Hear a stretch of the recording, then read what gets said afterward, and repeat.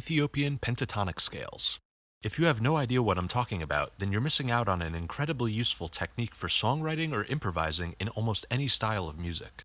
I first encountered these scales when I started to get into Ethio-Jazz, and I imagine a lot of you may have never even heard of this genre, so let me talk a little bit about that first. It's such a vibrant, fascinating subgenre of jazz, and if all I accomplish here is getting people to listen to it, I'd consider that a success. As you may have pieced together, Ethio-Jazz is a fusion of Ethiopian folk music and Western jazz traditions. There's a long, complicated history here, but a big piece of the style's early developments could be said to focus on one musician in particular, Mulatu Astatke, widely considered the father of Ethio-Jazz. He was born in 1943 in Ethiopia, and as a teenager his parents sent him to the United Kingdom to attend Trinity College. There he graduated with a degree in classical music, and then in 1958 he made his way to the United States, where he attended Berklee College and later spent some time in New York. During this time, he became interested in jazz, especially Latin jazz, and realized it was the perfect vehicle to popularize the musical traditions of his homeland. He began recording music in this new style and eventually moved back to Ethiopia, where jazz had not yet established a firm presence. By the late 1960s, Ethio-Jazz had begun to flourish here, with many other musicians joining in on this cultural exchange, mixing together jazz, funk, soul, and Afrobeat. It's hard to summarize such a huge movement, but in the late 1990s, a French music label called Buddha Musique attempted to do just that, releasing a series of compilations entitled Ethiopiques, which featured many Ethio-Jazz artists alongside more conventional Ethiopian pop or folk artists. These compilations, and by now there are over 30 volumes of them, did much to revitalize Western interest in Ethio-Jazz, and nowadays elements of this style have seen a fresh wave of popularity in European jazz and rock music. It's this later development in the style that first grabbed my attention, and even though I've since gone back and explored the roots of Ethio-Jazz in depth, I have to admit that I'm not really an expert in any of this. But shockingly, there doesn't seem to be a consolidated resource for Ethiopian music theory on YouTube. And one of the style's core elements, the Ethiopian Pentatonic Scales, is so beautifully simple that I hope you'll permit me to share my perspective on it. So, what are Ethiopian pentatonic scales? Well, to begin with, what are pentatonic scales? You're probably already familiar with this scale, which is what the term pentatonic scale usually refers to in Western music. Sometimes it's construed as being two different scales, the major pentatonic scale and minor pentatonic scale. These two scales are modes. They contain all the same notes, differing only in which is considered the root note. But the term pentatonic literally just means 5 notes, and surely there must be other ways to arrange 5 notes into a scale. So why is this particular arrangement described by the definite article the pentatonic scale? There turns out to be a fairly good reason for this, and it relates to the all-important perfect fifth interval.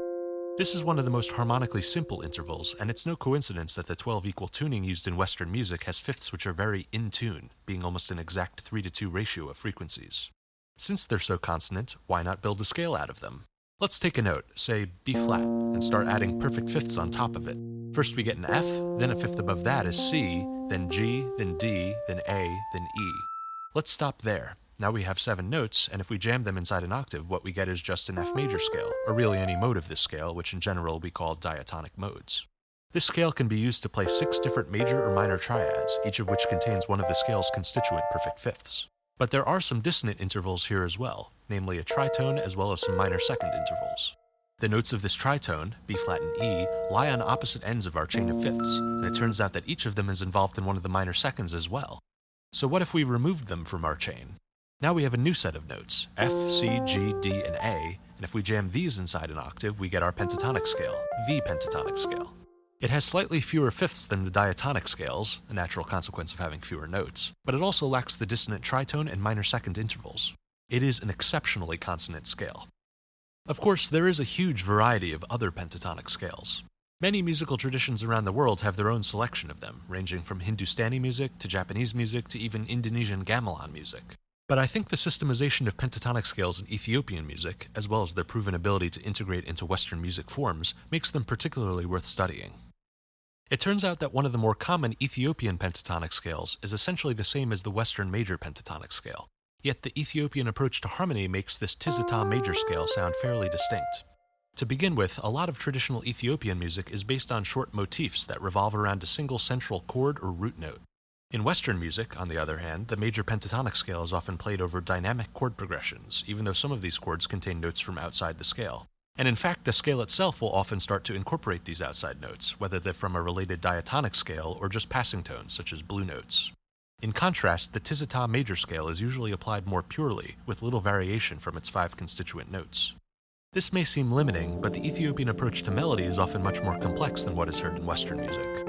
Ethiopian melodies are often played with denser and more varied shapes, especially during improvisation. They also use extensive ornamentation, including trills and grace notes, and they tend to emphasize timbral features like vibrato, dynamics, and tone. These features are particularly well suited to vocals and saxophone, 2 instruments which appear frequently in Ethio-Jazz.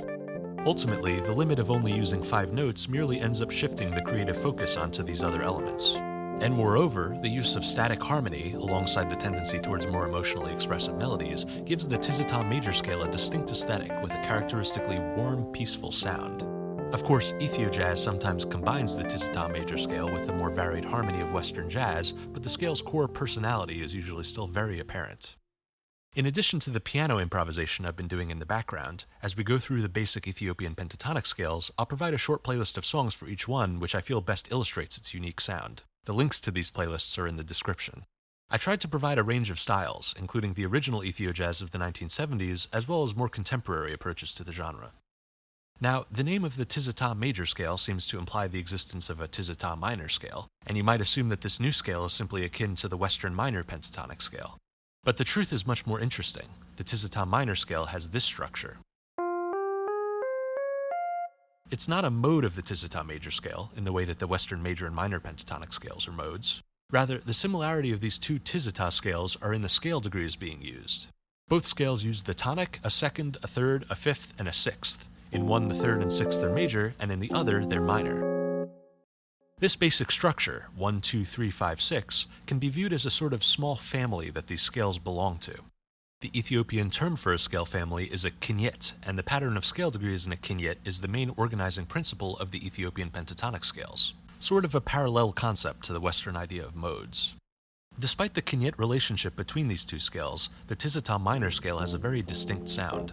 It's dark and solemn, but also somewhat angular, in part due to its most obvious feature, the wide major third intervals which appear twice in the scale. Any pentatonic scale must by nature have gaps, at least compared to a diatonic scale, but in the Western pentatonic scales, these gaps are somewhat de-emphasized, just 2 minor third intervals that are only slightly bigger than the scale's remaining major second intervals. The Tizita Minor scale's major third intervals may seem a bit unwieldy at first, and in fact it may take some practice to actually play this scale fluidly. The piano fingerings in particular can sometimes be a little awkward. But the contour of this scale actually points us towards the powerful technique which I alluded to at the beginning of this video. A distinct and easily practiced third way of melodic development, which is neither a scale run nor an arpeggio. Let me unpack this for a moment. Scales are one of the first things any musician learns, and there's a tendency to frame melodic development in terms of scales. Some musicians end up relying too heavily on this concept, writing or improvising melodies which have a very scale run type of character, which is to say most notes are followed by an adjacent note in the scale, above or below, with only occasional jumps bringing the melody to a new location. Sometimes this type of playing can be compelling, but when used in excess it becomes rather tedious. Another early concept taught to most musicians is the chord. This provides a compelling alternative to scale run melodies in the form of the arpeggio, where each of the notes of the chord are played in sequence instead of all at once. Just as a scale run melody uses mostly adjacent scale notes with only a few jumps, an arpeggiated melody uses mostly jumps with only a few adjacent scale notes. The most common arpeggios are those involving basic triads or 4-note seventh chords, which largely lack the smaller intervals which are often necessary to develop a sense of melodic direction. The Ethiopian pentatonic scales are a great compromise between these 2 approaches. Let's look again at the Tizita Minor scale. It contains several small scale-like intervals, namely a whole step and 2 half steps, but it also has a few wider chord-like intervals, namely the 2 major thirds. Pretty much any melody played in the Tizita Minor scale will end up using both of these elements. In general, practicing Ethiopian pentatonic scales helps internalize a style of playing which does not rely too heavily on either scale runs or arpeggios, while also providing a framework for understanding the impact of particular combinations of these shapes. Now, any single Ethiopian pentatonic scale alone can be the basis for a compelling melody, as the example songs I've provided should hopefully demonstrate. The Tizita Minor scale, for instance, has come to sound almost stereotypically Ethiopian, and ultimately this kind of recognizability is a close relative of the salience or catchiness that a well-written melody hopes to achieve. But playing the scale by itself is not the only way to use it. It can be combined with other pentatonic scales or with diatonic scales and progressions. Modern Ethio-Jazz often takes things in that direction. I'll discuss more about these techniques later in the video, but first let's finish looking at what basic pentatonic scales Ethiopian music has to offer. Just like the Western major pentatonic scale finds an equivalent in the Tizita Major scale, the Western minor pentatonic scale finds its equivalent in what is known as the Bati Minor scale. The Bati scales are another Kiñit, whose scale degrees are 1, 3, 4, 5, and 7. In the Bati Minor scale, the 3rd and 7th are both minor, as you might expect. And just like the Tizita Major scale, the Bati Minor scale is set apart from its Western counterpart by an Ethiopian approach to melodic development, with more ornamented melodies and virtually no scale deviations. But of course, this Kiñit has another common variation, the Bati Major scale, where the 3rd and 7th are both major. Just like the Tizita Minor scale, the Bati Major scale has 2 wide major third gaps, which sound a bit angular, even though the tonality of this scale is very bright. To me, the overall impression is cheerful, but also somewhat exotic or even mystical. This scale isn't used quite as often in Ethio-Jazz compared to some of the other scales we've looked at, but nonetheless it's one I find myself coming back to quite often. And as with the Tizita Minor scale, the Bati Major scale's combination of wide and narrow intervals all but enforces the third way of melodic development. Now, the Kiñit concept, which is based on scale degrees, is distinct from the Western concept of modes, but there's no reason we can't apply a modal framework to these new pentatonic scales as well. I tend to conceptualize this by finding the triads or at least perfect fifths that exist in any given scale.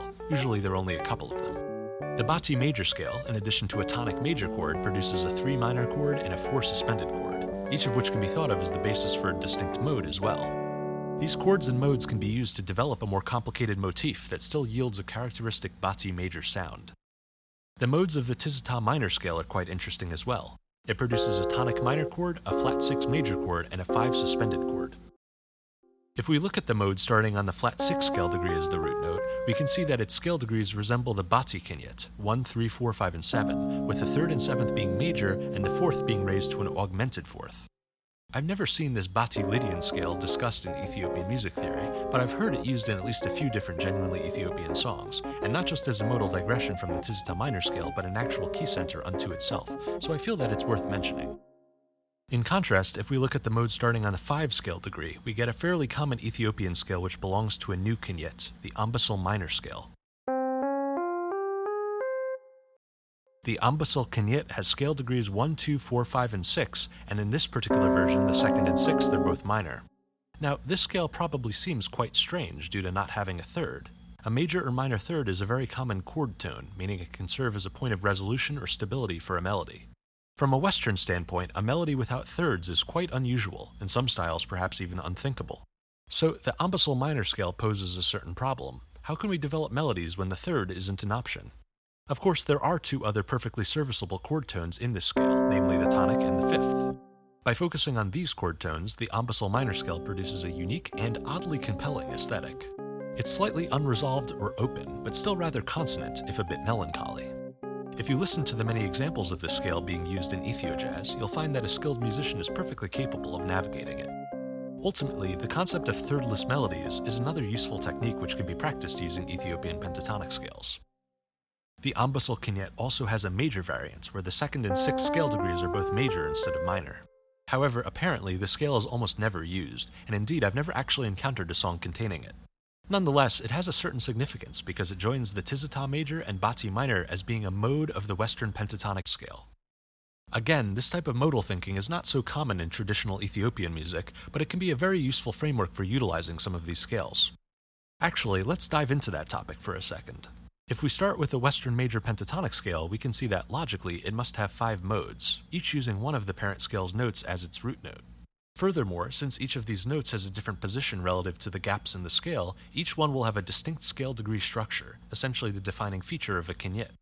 Starting on the tonic, we get the Tizita Major scale with scale degrees 1, 2, 3, 5, and 6. Then, starting on the 6th, we get the Bati Minor scale with scale degrees 1, 3, 4, 5, and 7. And we also saw that starting on the 5th gives us the Ambassel Major scale, with scale degrees 1, 2, 4, 5, and 6. This leaves 2 options we haven't considered yet. If we start on the 2nd, we get a new scale degree structure, 1, 2, 4, 5, and 7, that corresponds to another fairly common Ethiopian scale, the Yematibela Wef Scale.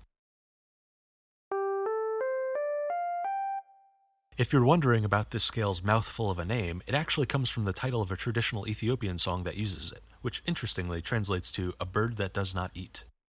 Anyway, the Yematibela Wef Scale, like the Ambassel Scales, does not contain a third.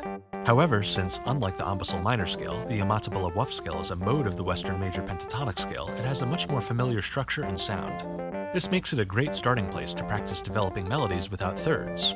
Songs which use this scale tend to emphasize movements from the minor seventh or major second back to the root note. In a diatonic setting, this would be a pretty mild, neutral-sounding kind of tension and release, which gives the scale a fairly laid-back aesthetic, even though it is often performed with fun, energetic melodic shapes. There's one other option for modes of this scale, starting on the third. From here we get a scale degree structure of 1, 3, 4, 6, and 7, with the third, sixth, and seventh all being minor. In Ethiopian music, this is called the Anchihoye Scale.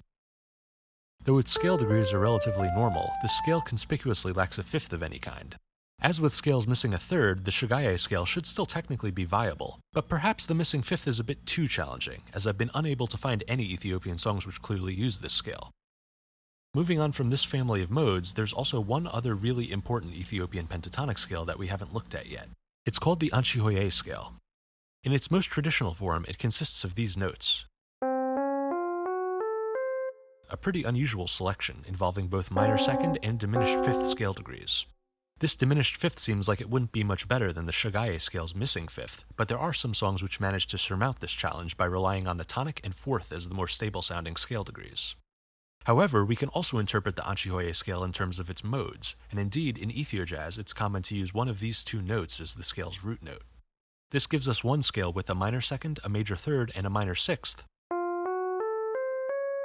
and another with an augmented second, equivalent to a minor third, an augmented fourth, and a major seventh. Since both of these scales have a perfect fifth, they are much easier to work with compared to the traditional Anchihoye scale. That said, all of these scales have a lot of dissonant intervals, including 2 minor second intervals and a tritone, which results in a tense, angular sound. And moving between these scales' root triads involves a slide transformation chord change, which is somewhat uncommon in Western music and usually evokes a strange modulatory sound when used. These scales can also easily form a diminished triad and an augmented triad, which are sometimes used in Ethio-Jazz to further deepen these scales' sense of tension. Melodic development is also very distinct for this scale. To begin with, unlike most other Ethiopian scales, which generally have 2 wide intervals, the Anchihoye scales have 3 wide intervals, 2 minor thirds and a major third. This produces melodies which edge even closer to being arpeggios as opposed to scale runs, though the many songs which use the Anchihoye scale demonstrate that these melodies are still highly compelling. In fact, I think that behind the Tizita Minor scale, the Anchihoye scale has the most stereotypically Ethiopian sound, both due to its relative popularity and its distinct angular aesthetic. Now, the Anchihoye scale is usually considered its own Kiñit. Yet, if we look at the scale degrees of each of these variations, they seem to resemble the Ambassel, Tizita, and Bati Kiñits respectively. It's a little unclear to me why this is, but as best as I can tell, it's related to the wide interval between the traditional Anchihoye scale's diminished fifth and major sixth. In a scale-based Western approach, the fifth and sixth are treated as adjacent, but here this interval is a somewhat wider augmented second. One way I've been describing the shapes of each Kiñit is by defining where its gaps are, and this augmented second may count as a gap. From this perspective, the major sixth acts almost more like a seventh, giving us a scale degree structure of 1, 2, 4, 5, and 7. This is the same pattern as the Yematibela Wef Scale, and indeed that scale is sometimes associated with the Anchihoye Kiñit. The Anchihoye scale's harmony probably also contributes to its Kiñit's unique identity. Every other scale we've looked at can be conceptualized as a subset of notes from the diatonic scale, but the Anchihoye scale is essentially non-diatonic. You would need to take its notes from a harmonic minor or a harmonic major scale. At this point, I've shown you every traditional Ethiopian pentatonic scale that I've heard about. So let's take a step back and review how they're categorized. There's the Tizita Kiñit with major and minor variants, the Bati Kiñit with minor, Lydian, and major variants, and there's the Ambassel Kiñit with major and minor variants. Then there's the Yematibela Wef and Anchihoye scales, and finally the Anchihoye Kiñit, which also may be associated with the Yematibela Wef scale. Each of these Kiñits tends to use a particular pattern of notes that I've been calling a scale degree structure. As I mentioned before, each Kiñit has 2 gaps, which are spaced to produce subsections of 2 and 3 notes. We can visualize these notes as a subset of a 7-note scale, and it's easy to see that there are only 5 different ways to arrange gaps with this spacing, which roughly correspond to these 5 Kiñits. Now, you could also space the gaps to produce subsections of 1 and 4 notes, or just a big run of 5 consecutive notes with a double wide gap. But I think the 2 and 3 pattern is much more appealing. It feels more balanced, with a regular spacing of scale-like and chord-like intervals. In contrast, in the 1 and 4 pattern or just 5 pattern, these two types of interval are not really integrated, less in keeping with the third way style of playing that I advocated for earlier. But aside from Kiñits, there are a few other ways to group these scales together. For instance, the Tizita Major, Bati Minor, Ambassel Major, Yematibela Wef, and Anchihoye Scales are all modes of each other. Likewise, the Tizita Minor, Bati Lydian, and Ambassel Minor are all modes of each other. Then there's the Bati Major, which doesn't have modal relationships with these other scales, but along with these two other mode families, it can be created out of the notes of a diatonic scale, which isn't the case for the Anchihoye Kiñit. Looking at these categories, there clearly must be other pentatonic scales that Ethiopian music theory does not account for. For instance, consider this pentatonic scale. It obeys the 2 and 3 pattern, and it looks pretty normal in most respects, but it's conspicuously absent from this chart. When this scale appears in Western music, it's often referred to as the Mixolydian pentatonic scale, and it's also a common melodic motif in Hindustani music. With a little effort, we could generate a full inventory of pentatonic scales. All it would take is applying each scale degree structure to every mode of the 4 common Western 7-note scales, namely the major scale, the melodic minor scale, the harmonic major scale, and the harmonic minor scale. A few small clarifications first. Number 1, I'm going to just call this particular scale degree structure the Wef scale degree structure, in keeping with the modal relationships among the other ones. Number 2, to make things slightly simpler, I decided not to use the scale degree structure of the Anchihoye scale. Beyond a lack of evidence for its use in Ethiopian music, it is a lot more difficult to employ a scale that's missing a fifth. And likewise, number 3, I decided to exclude modes which don't have a perfect fifth. So, with 4 scale degree structures and 18 eligible modes, this gives us 72 combinations. But in many cases, applying a scale degree structure to multiple different modes still gives us the same pentatonic scale. For instance, when you apply the Tizita scale degree structure to the major scale, the Lydian scale, the Mixolydian scale, and the Lydian dominant scale, all 4 yield the same Tizita major scale. In the end, after accounting for these overlaps, we end up with only 30 different pentatonic scales. I think the best way to arrange them is to group together scales that are modes of each other. I assigned each of these groups a slightly arbitrary name, and there you have it, a full pentatonic scale inventory, arranged in rows by modal group and in columns by scale degree structure. A lot of these scales don't seem to be used in Ethio-Jazz, though they are no less pleasant sounding for it. In particular, I like the Wef Lydian scale, which is technically a mode of the Bati Major, though it's seemingly not used as a tonic in Ethiopian music. It has a warm, bright, yet also thirdlessly open sound. There's also the Bati harmonic scale, which has a similar sound to the Anchihoye scale, but with a perfect fourth that makes it perhaps a little more approachable. And then there's the Ambassel Aeolian scale, which is like a slightly less dark version of the conventional Ambassel Minor. Each of these pentatonic scales has a unique aesthetic, as well as a unique approach needed to make best use of it. This is a lot of information to digest, but applying these scales to your playing and composing doesn't need to be quite so complicated. The simplest technique is to simply pick one scale whose flavor you enjoy and try using it on its own. Figure out the various modes, which also tell you where the chords or at least perfect fifths are, and from there it's not too difficult to come up with something that sounds good. It might take a little practice to play some of these scales fluently, as well as to acclimate to the more limited melodic choices, but trust me when I say that a little practice goes a long way. Another approach to these scales is to switch between them. This works well in a static harmonic context. For instance, over a single minor chord, you could alternate between the Tizita Minor and Bati Minor scales. But this approach also works with chord progressions, where each new chord can be paired with a new scale. This might seem more daunting. Surely it would take a lot of mental effort to calculate and choose among the possible pentatonic scales every measure or two, right? But since you've made it this far in the video, I'll let you in on a little secret. You don't actually need to know what pentatonic scale you're playing. If you're in whatever key, using a 7-note scale, you can simply play 2 or 3 notes in a row, skip a note, and then play the other 3 or 2 notes, and there you go. By definition, this will turn out to be one of these scales. Focus more on which notes it makes sense to use, and by the time you've played the whole scale, you'll have probably intuited which one it is, either by ear or by, say, looking at the keyboard while you play. And then, at that point, you can apply whatever melodic motifs you may have already worked on for that scale. This approach is absolute jet fuel for creativity. It breaks you out of the habit of monotonous scale run or arpeggio-based playing, and it provides some beautiful, fresh alternatives to the familiar scale sounds that normally accompany basic jazz or pop chord progressions. I'll give you an example. I've been working on improvising over the jazz standard On Green Dolphin Street, which has a fairly straightforward, if somewhat chromatic chord progression. There is, of course, a conventional approach to this progression. Over the first C major 7, you play a C major scale, perhaps with a few blue notes. Over the C minor 7, you play a C natural minor or C Dorian scale. Next, the D7 over C is a secondary dominant, and the tension of dominant chords is a natural location for some chromatic enclosures. And then the D flat major 7 over C brings us to a darker C Phrygian, though you can also substitute a D flat dominant 7 here, a tritone substitution for the G7, which allows you to use the G altered scale. And then back to the C major scale for the last chord.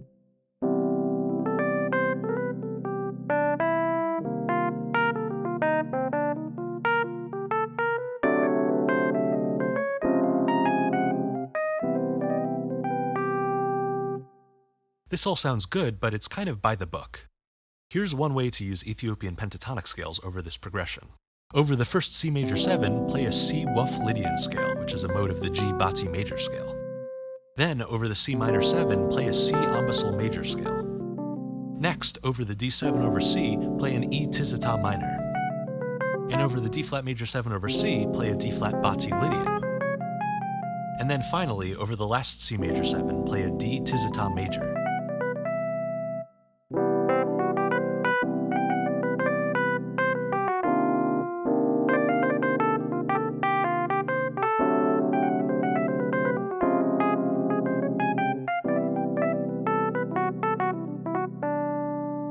To my ears, this sounds way more vibrant and interesting. Certainly less of the characteristic jazz chromaticisms, but still quite complex. And this is just one of literally hundreds of possibilities. What's really interesting is that for 2 of these chords, the mode I played didn't even include the chord's root note. This is a whole other angle to this technique, which really moves beyond named scales into something very abstract. With enough practice, though, even this becomes fairly intuitive. Of course, there's a variety of much simpler ways to make use of the Ethiopian pentatonic scales. Perhaps you could simply employ one of them for just a moment in the middle of a more standard scale-based improvisation. Or if you're using a thirdless scale and the pressure to avoid the third becomes too great, then you could finally just play the third as an impactful resolution to that pressure. Another option is to just use the notion of inserting gaps into scales without much regard to the details of scale names and shapes. In a way, this is the final stage of liberation from cliched scale runs and arpeggios, the point at which the concept of scale degree shape transcends itself and becomes a fully actualized third way of playing, somewhat removed from Ethiopian tradition despite being deeply indebted to it. There is one other use case for the Ethiopian pentatonic scales that I want to mention. It may not be strictly relevant to many of you, but it's something I've used a lot in my own songwriting, which involves microtones, specifically quarter tones. Quarter-tone-based microtonality is inherently fully compatible with the usual Western 12-equal tuning, and many quarter-tonal scales end up being basically Ethiopian pentatonic scales with 2 microtonal notes inserted in the gaps. If you've already seen my video on King Gizzard and the Lizard Wizard's use of microtonality, then you already know about the Husseini maqam, a quarter-tonal scale that's common throughout the Muslim world. It contains these notes. And on closer inspection, you can see it's basically a Bati Minor scale, with a microtonal neutral second slotted in between the 1st and 3rd scale degrees, and a microtonal neutral 6th inserted in between the 5th and 7th scale degrees. Another scale that King Gizzard used, which I ended up calling the neutral Hijazkar scale, contains these notes. If you take out the microtones, a neutral 3rd and a neutral 7th, it's basically an Ambassel Minor scale. Being able to break down quarter-tonal scales into these more basic concepts allows more fine-grained control over the scale's impact. So when I improvise with these scales, or others that have a similar structure, I can always fall back on these pentatonic scales if I ever get lost in the sauce, so to speak. And being familiar with these pentatonic scales, even having a few preconceived riff ideas for them, is especially helpful. Anyway, Ethiopian pentatonic scales are a massive topic, and there's no way that I could truly explain the whole thing. You'll have to sit down with them yourself and discover all the little quirks and details on your own. Don't worry, as long as you start with the basics, many of these details will fill themselves in over time. And of course, if you have any questions, leave a comment and I'll do my best to explain.